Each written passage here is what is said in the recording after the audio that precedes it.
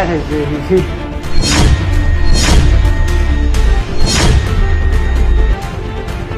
যাক শোনা, তোমার সাথে সময়টা পরে কাটাবো, আগে কমলাটা বাবাকে খেতে দিই। হ্যাঁ আচ্ছা ঠিক আছে, আগে আগে তুমি তোমার বাবাকে ফলমূল খাও, তারপর আমরা গল্প করবো। ঠিক আছে আচ্ছা খাও বাবা, এই নাও এই ফলটা তুমি খাও।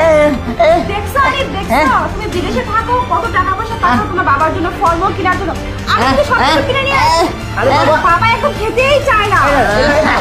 খাও তুমি, একটু জোর করে খাও। কেমন করে আমি খাওয়াতেই পারি না, তুমি তো আমার দোষ দাও।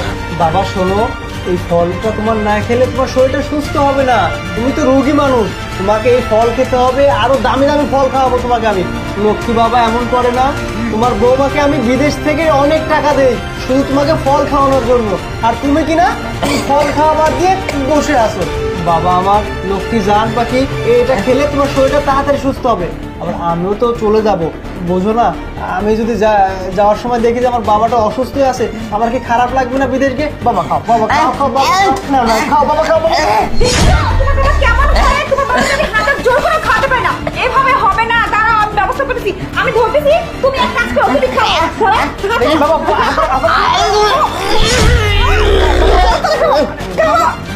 আরে বাবা খাও, এমন করছো কেন বাবা? আরে মানে তুই আমার বাড়ির কাজের মহিলা, তুই আমার গালে থাপ্পড় মারলি, মানে আমার বাবাকে আমি ফল খাওয়াচ্ছি আর তুই আমাকে মারলি? স্যার, আপনার বাবা খেতে চাচ্ছেন না, কেন আপনি ওনাকে জোর করে খাওয়াচ্ছেন?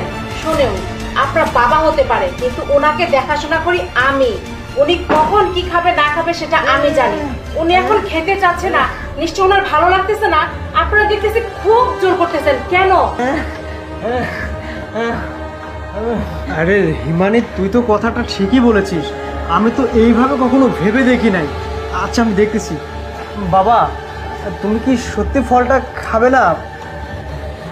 আরে তুমি ওই কাজের মহিলার কথা শুনে কি জিজ্ঞেস করছো তোমার বাবাকে? প্রিয়া তুমি চুপ থাকো তো, ও অনেক দেখাশোনা করে, ও অনেক কিছু বোঝে বাবার। আচ্ছা বাবা এক পিস খাও।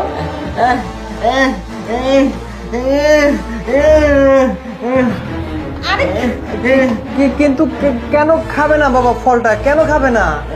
স্যার আমি একটা কথা বলি, স্যার না এখন লেখা শক্তি আছে, উনি যদি কিছু বলতে না পারে, ও তো বলতে পারে না, উনি লেখে দেখাতে পারে।